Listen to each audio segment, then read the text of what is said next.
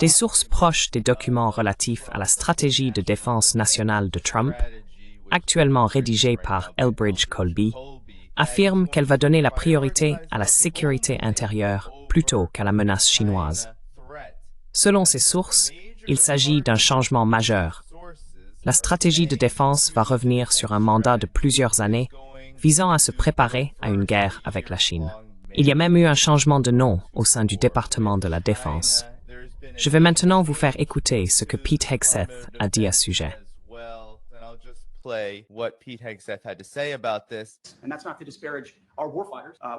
Et il ne s'agit pas de dénigrer nos combattants, qu'il s'agisse de la guerre de Corée, de la guerre du Vietnam ou de notre génération en Irak et en Afghanistan. Il s'agit de reconnaître que ce changement de nom n'est pas seulement une question de renommage, c'est une question de restauration. Les mots ont leur importance. Il s'agit de restaurer, comme vous nous l'avez indiqué, Monsieur le Président, l'esprit guerrier, de rétablir la victoire et la clarté comme objectif final, de redonner de l'intentionnalité à l'usage de la force. C'est votre orientation, Monsieur le Président. Le ministère de la Guerre va combattre de manière décisive, pas dans des conflits sans fin. Il va se battre pour gagner, pas pour ne pas perdre. Nous allons passer à l'offensive, pas seulement rester sur la défensive. Létalité maximale, pas l'égalité tiède. Effet violent, pas politiquement correct. Nous allons former des guerriers, pas seulement des défenseurs.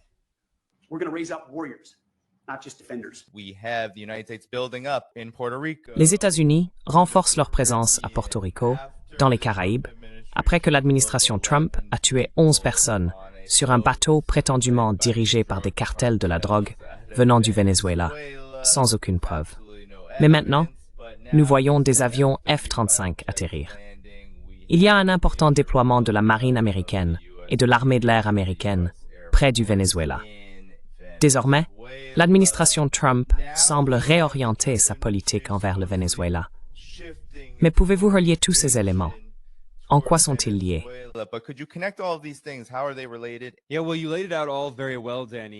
Oui, tu as très bien résumé la situation, Danny. Et ces questions sont liées. Je vais simplement commencer par parler très brièvement du changement de nom.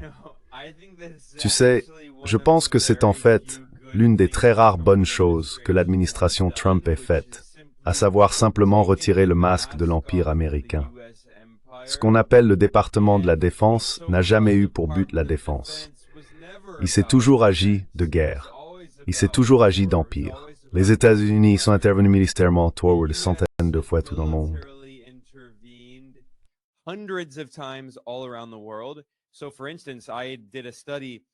Par exemple, j'ai mené une étude en me basant sur des données officielles du gouvernement américain provenant du Congressional Research Service, CRS, qui a révélé qu'après 1991, avec la chute de l'Union soviétique, l'armée américaine a été impliquée dans plus de 250 opérations militaires à l'étranger.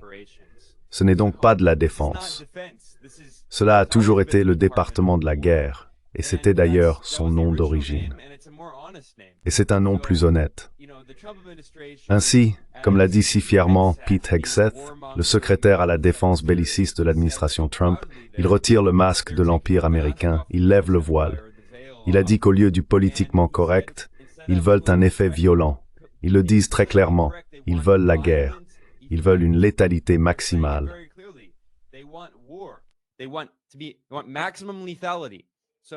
Pourang Ningreye, Peik. De toute façon, je veux juste insister sur ce point. Aucune légalité. Continuez. Oui, et cela est venu après, je crois qu'il a dit, pas de légalité tiède, n'est-ce pas? Cela est arrivé après Marco Rubio, probablement la deuxième personne la plus puissante de l'administration Trump, parce qu'il occupe simultanément non seulement le poste de secrétaire d'État, à la tête du département d'État, mais aussi celui de conseiller à la sécurité nationale, à la tête du Conseil de sécurité nationale. Il est la deuxième personne de l'histoire des États-Unis à occuper ces deux fonctions en même temps. Le premier était Henry Kissinger, et nous savons que Kissinger a été l'une des personnes les plus influentes à Washington pendant de nombreuses décennies.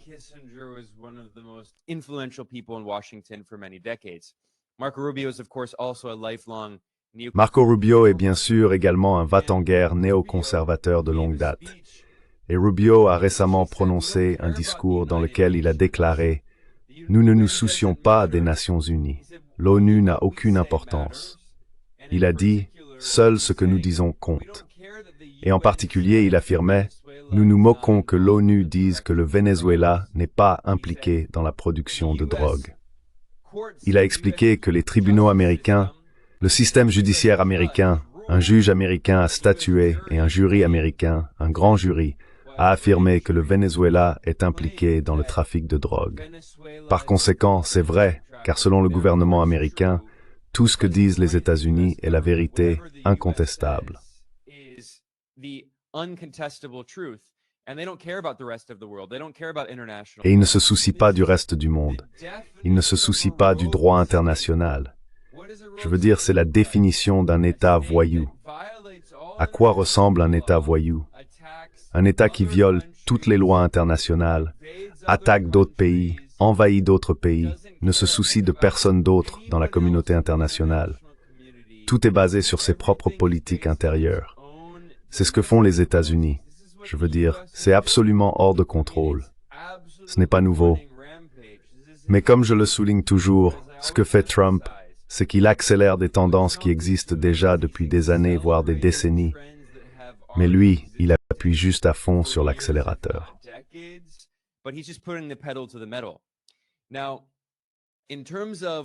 En ce qui concerne la politique étrangère plus large de l'administration Trump, je souligne toujours qu'il y a deux objectifs principaux qui permettent de comprendre la stratégie actuelle de l'Empire américain.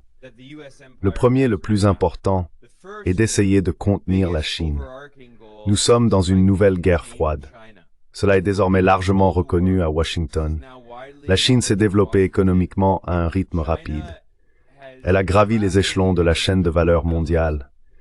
Elle s'est développée technologiquement. Et aujourd'hui, la Chine concurrence les grands monopoles technologiques américains dans les secteurs les plus avancés, y compris l'intelligence artificielle et même désormais les semi-conducteurs, ce qui explique pourquoi les États-Unis tentent d'écraser l'industrie chinoise des semi-conducteurs.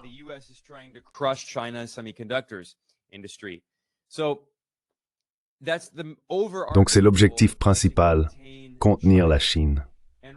Et en lien avec cela, le deuxième objectif majeur est de réaffirmer l'hégémonie des États-Unis dans l'hémisphère occidental. Cela nous amène à la soi-disant stratégie de défense nationale, ou à la copie qui aurait fuité et que Politico aurait obtenue. Maintenant, cela pourrait simplement être pour des raisons de relations publiques. Il pourrait modifier le projet, puisqu'il n'a pas encore été officiellement publié.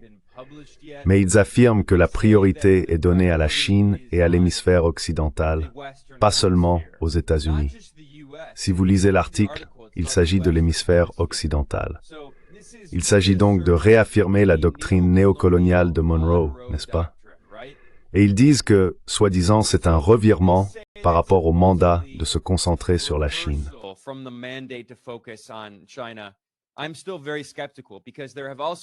Je reste très sceptique, car il y a également eu d'autres rapports, y compris un où le Wall Street Journal a obtenu une note interne provenant de l'ancien département de la Défense de Pete Hegseth, désormais appelé département de la guerre, dans laquelle ils affirmaient que la priorité la plus importante était de se préparer à une guerre avec la Chine. Donc, tu sais, Danny, beaucoup de gens qui regardent ça savent que ce que font souvent ces rapports dans les médias, c'est brouiller les pistes, non? L'administration Trump veut diffuser un certain récit. Trump dit que nous poursuivons la paix. Pourtant, il a renommé le département de la Défense en département de la guerre. C'est tellement contradictoire à bien des égards.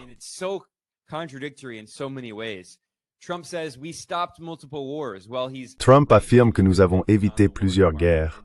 Pourtant, il rebaptise le Pentagone en département de la guerre et se vante de la létalité maximale de leur nouvelle guerre. Je reste donc sceptique à ce sujet. Mais ce que cela met en évidence, c'est le fait que les États-Unis insistent fortement sur leur hégémonie dans l'hémisphère occidental. Qu'est-ce que cela signifie?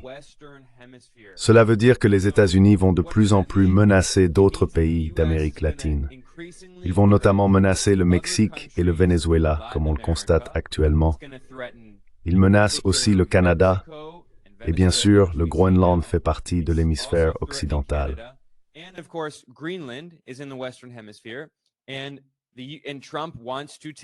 Et Trump veut prendre le contrôle et coloniser le Groenland. Maintenant, il veut le Groenland pour plusieurs raisons. Premièrement, le Groenland possède potentiellement des minéraux critiques d'une valeur de milliers de milliards de dollars, ce qui est très important car les États-Unis essayent d'évincer la Chine de leur chaîne d'approvisionnement en minéraux critiques. Beaucoup de ces minéraux sont nécessaires non seulement pour les technologies avancées, mais en particulier pour la technologie militaire. Et si les États-Unis se préparent à une guerre contre la Chine, ils ne peuvent pas avoir la Chine dans la chaîne d'approvisionnement des minéraux nécessaires à la fabrication des armes pour faire la guerre à la Chine. Donc c'est une raison importante du point de vue de l'Empire américain de coloniser le Groenland.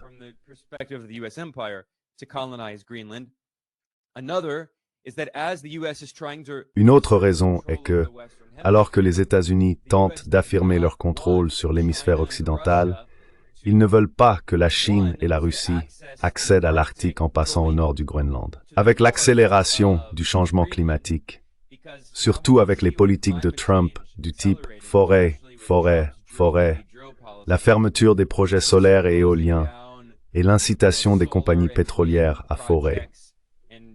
Le changement climatique s'aggrave et ouvrira de nouvelles routes commerciales dans l'Arctique.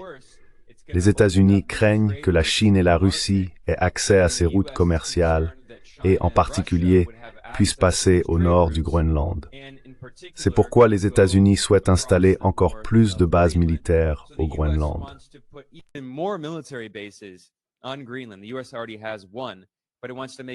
Les États-Unis en possèdent déjà une, mais ils veulent en construire beaucoup d'autres afin de militariser la région arctique. Tout cela est donc lié à la militarisation de l'hémisphère occidental, le transformant en une zone d'influence impériale américaine. Et cela signifie attaquer la souveraineté des pays indépendants de la région. J'ai déjà évoqué la tentative de colonisation du Groenland, mais le Venezuela joue également un rôle clé dans cette dynamique. Le Venezuela a été un acteur majeur dans la promotion d'un monde plus multipolaire depuis des décennies. En fait, l'ancien président vénézuélien Hugo Chávez parlait déjà de la nécessité d'un monde multipolaire en 1998, seulement 7 ans après la chute de l'Union soviétique. C'était l'apogée de l'ère unipolaire de la domination américaine.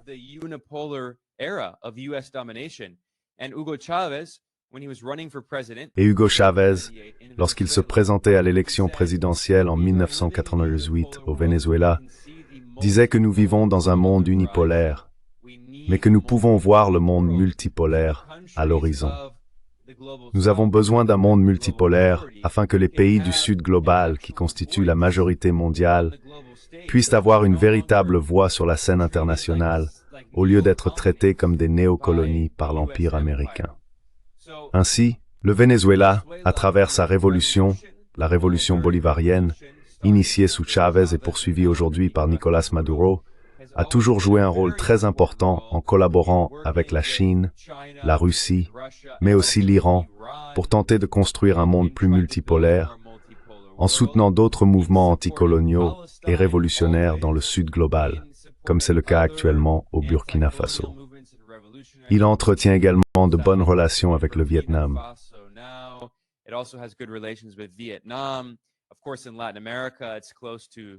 Bien sûr, en Amérique latine, c'est proche de Cuba et de tous ces pays qui ont été constamment attaqués par les États-Unis.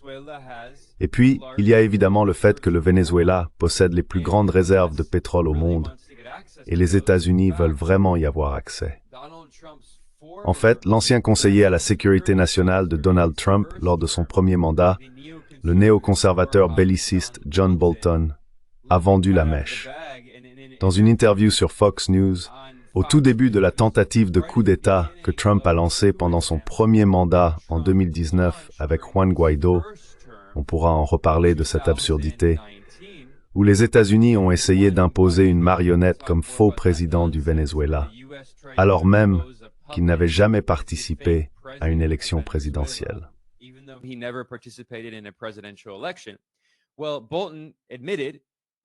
Eh bien, Bolton a admis dès le début de cette tentative de coup d'État que les entreprises américaines voulaient accéder au pétrole vénézuélien. Et bien sûr, il y a la question de la dédollarisation dont vous avez parlé. Le Venezuela joue un rôle clé dans la dynamique mondiale de dédollarisation. Encore une fois, si l'on remonte sur des décennies, le Venezuela a toujours été à l'avant-garde de ce mouvement, n'est-ce pas? Aujourd'hui, ces dernières années, on parle de plus en plus de dédollarisation. Mais Hugo Chavez évoquait déjà la dédollarisation il y a 20 ans, en disant « Pourquoi vendons-nous notre pétrole en dollars? Nous devrions commercer dans d'autres devises et investir dans d'autres monnaies. » Et le dollar américain est un outil de subordination. Il sert à violer notre souveraineté. On pourrait en dire beaucoup plus sur le Venezuela. Il y a tellement de facteurs qui sont liés ici.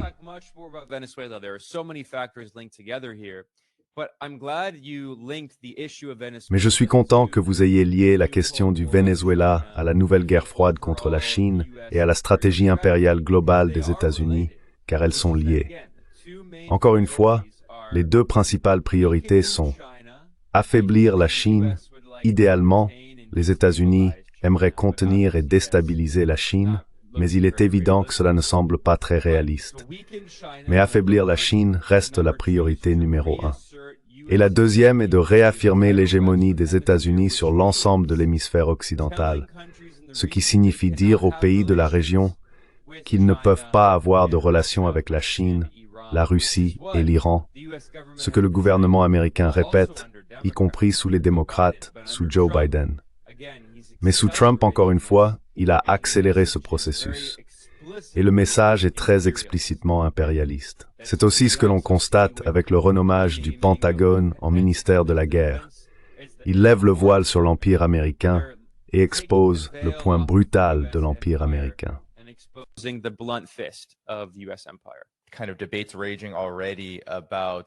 Il y a déjà des débats animés sur les véritables intentions de l'administration Trump. Je suis heureux que tu continues d'affirmer, car je continue de penser que c'est le cas, qu'en réalité, l'administration Trump ne s'éloigne pas nécessairement de ce qui constitue un objectif majeur de la politique étrangère américaine, à savoir contenir la Chine, mais qu'elle se déplace essentiellement vers un autre théâtre, qui est peut-être plus réalisable en ce moment, ou du moins perçu comme tel. Et je voudrais simplement passer un autre extrait de l'unique, très spécial Pete Hegseth, désormais secrétaire à la guerre, car je pense que ça touche à une partie de la confusion que certains peuvent avoir concernant les calculs politiques très minutieux autour du langage ici. Donc je veux juste passer ceci. Allons-y.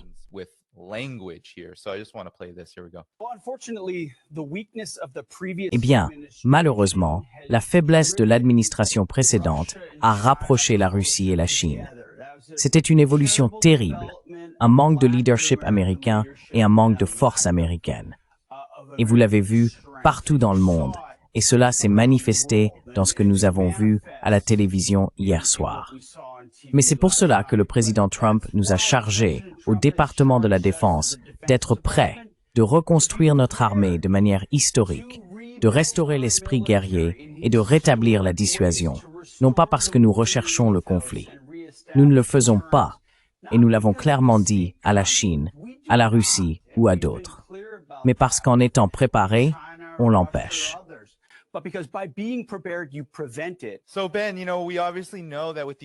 Alors Ben, tu sais, on sait évidemment qu'avec les États-Unis, quand la classe politique, que ce soit le département de la guerre aujourd'hui ou le président, on sait que leur parole vaut de l'or et qu'on peut totalement leur faire confiance. Donc la Russie et la Chine n'ont vraiment aucune raison de s'inquiéter. J'aimerais donc avoir ta réaction à cela, Ben. Parce que ce qu'il vient de dire là, c'est exactement ce qu'il avait dit à Trump pendant tout ce fiasco autour du changement de nom. Et cela continue de désigner la Russie et la Chine comme la cible principale. Mais on parle de dissuasion et de prévention des conflits, entre guillemets, plutôt que de les déclencher et d'escalader encore une fois, tout en utilisant toujours le langage de la préparation, ce qui, comme Pete Hegseth l'a souvent répété, signifie se préparer à la guerre. Donc, se préparer à la guerre pour la paix.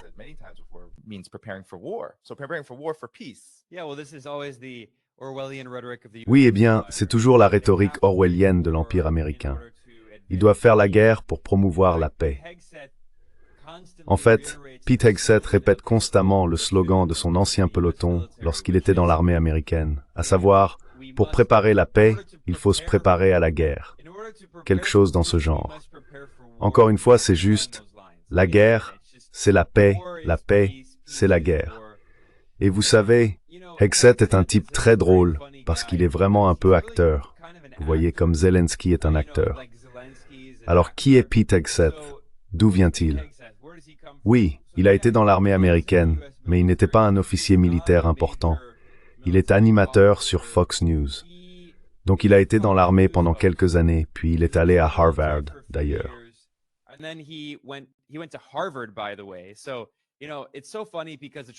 C'est tellement drôle parce que l'administration Trump adore se présenter comme populiste et attaquer ce qu'ils appellent les élites, en redéfinissant les élites comme étant, vous savez, des libéraux en vue, comme si ce sont eux les véritables élites, et non pas les oligarques milliardaires de la Silicon Valley et de Wall Street qui composent l'administration Trump. Je veux dire, Elon Musk ne fait plus partie de son administration. Mais Elon Musk est l'homme le plus riche du monde. S'il ne fait pas partie de l'élite, ce mot ne veut absolument plus rien dire. De plus, le secrétaire au Trésor de Trump, Steve Mnuchin, est un gestionnaire de fonds spéculatifs milliardaire de Wall Street qui a auparavant travaillé pour George Soros, et pourtant, apparemment, il ne fait pas partie de l'élite. Bref, je pourrais continuer encore longtemps. Il y a une douzaine de milliardaires dans l'administration Trump, y compris Trump lui-même.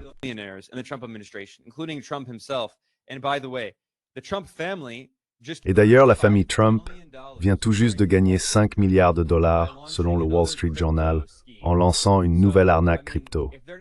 Donc je veux dire, s'ils ne font pas partie de l'élite, ce sont littéralement des milliardaires. Ce que je veux dire, c'est que Hegseth, ce larper diplômé de Harvard, était un animateur sur Fox News. Trump le regardait souvent sur Fox News et a dit « J'aime bien ce type, je vais le nommer à la tête du Pentagone. » Et j'insiste toujours là-dessus, et on en a déjà parlé plusieurs fois lors de précédents streams. En 2020, Hegseth a publié un livre délirant intitulé American Crusade, dans lequel il disait très clairement, fièrement, que l'aile droite américaine, à laquelle il s'identifie fortement, mène une guerre sainte. Il a utilisé ce terme, une guerre sainte et une croisade. Et il a dit, qui sont les principales cibles de cette guerre sainte? La Chine. En Sumerbir Meedekint, la gauche anti l'islam, et en rétilier Bertrand.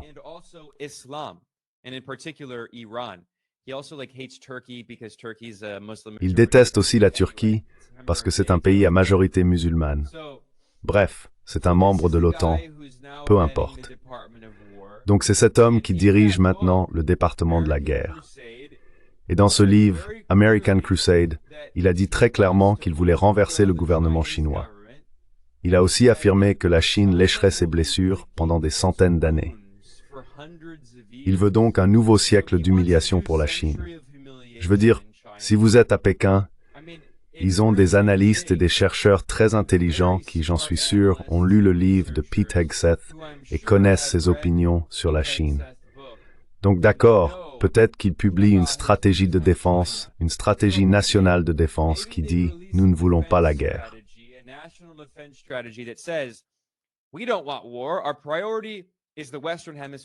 Notre priorité est l'hémisphère occidental. D'accord. Mais c'est surtout pour des raisons de relations publiques, de toute façon. Pensons-nous vraiment que le Pentagone publie sa stratégie la plus importante, ses évaluations internes les plus cruciales et des informations sur ses plans futurs? Non. Tout l'intérêt de la stratégie de défense nationale, c'est que c'est un exercice de relations publiques, n'est-ce pas? Donc, tout le récit de l'administration Trump, c'est « Nous nous concentrons sur la politique intérieure, rendre l'Amérique à nouveau grande ». Toutes ces absurdités. En réalité, ils essayent d'affirmer l'hégémonie américaine dans le monde entier. C'est pourquoi ils continuent le génocide à Gaza.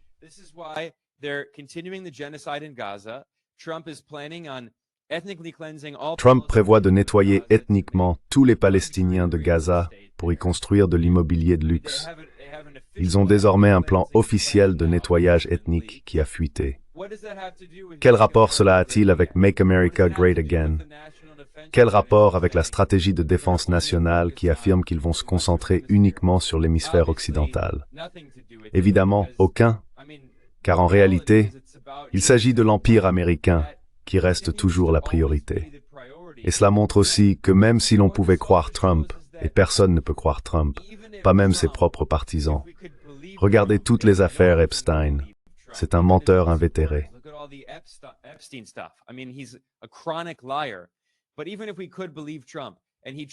Mais même si nous pouvions croire Trump et qu'il voulait vraiment, en tant qu'individu, retirer les États-Unis de toutes ces guerres étrangères et autres, la machine impériale américaine est un appareil gigantesque composé de millions de personnes, des millions de tonnes d'engrenages et toutes ces différentes pièces dans cette énorme machine.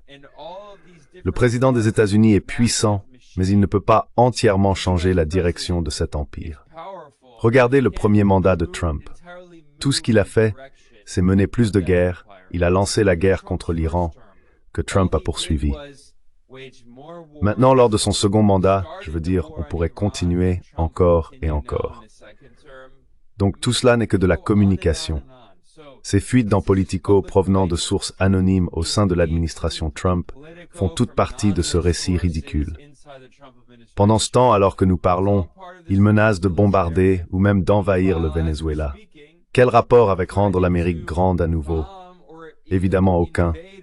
Ils disent que cela a à voir avec la drogue. C'est complètement absurde. Le Venezuela n'est pas un grand producteur de drogue. C'est comme les armes de destruction massive, non? Marco Rubio affirme que l'ONU n'a pas d'importance. Mais regardez les données des experts des Nations Unies, des experts de premier plan sur le trafic de drogue. La majorité de la cocaïne dans le monde provient de Colombie, historiquement l'allié le plus proche des États-Unis en Amérique du Sud. Aujourd'hui, pour la première fois, la Colombie a un dirigeant de gauche, Gustavo Petro, et les États-Unis ont tenté de le déstabiliser. Mais tout le monde sait que la Colombie est l'épicentre de la production de drogue, pas le Venezuela. C'est le voisin du Venezuela. De même, l'Équateur est devenu un centre majeur pour la drogue, sous un autre allié proche des États-Unis. En gros, tout au long de l'histoire de l'Amérique latine, plus un dirigeant était proche des États-Unis, plus il était susceptible d'être impliqué dans le trafic de drogue. Dans le cas de l'Équateur, il est totalement été gouverné par un fils à papa milliardaire. Il s'appelle Daniel Noboa.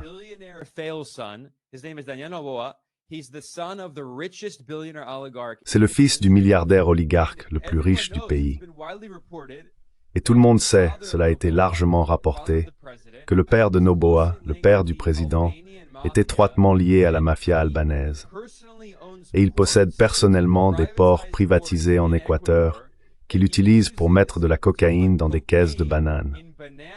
Je veux dire, c'est incroyable que sous ce genre de régime néocolonial, l'Empire américain ait essayé de transformer à nouveau l'Équateur en une soi-disant république bananière, où le président est le fils de l'oligarque milliardaire qui utilise des caisses de bananes pour expédier de la cocaïne. Et il n'y a aucune discussion à ce sujet parce que Noboa est l'un des alliés ou marionnettes les plus proches des États-Unis dans la région. Et il a fait passer en force, une loi qui permet à l'armée américaine d'accéder à l'Équateur quand elle le souhaite, sans avoir à demander la permission au gouvernement équatorien.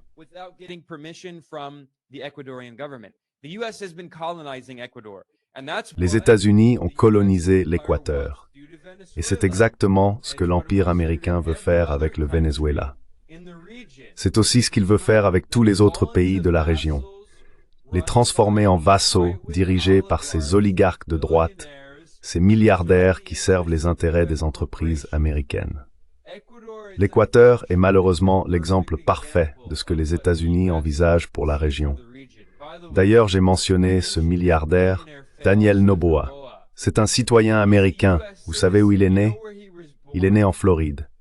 Et pourtant, il est président de l'Équateur.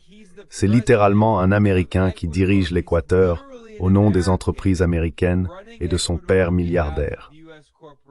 Voilà la vision que les États-Unis ont pour l'Amérique latine. Et c'est pour cela qu'ils sont tellement obsédés par le renversement du gouvernement révolutionnaire et indépendant du Venezuela.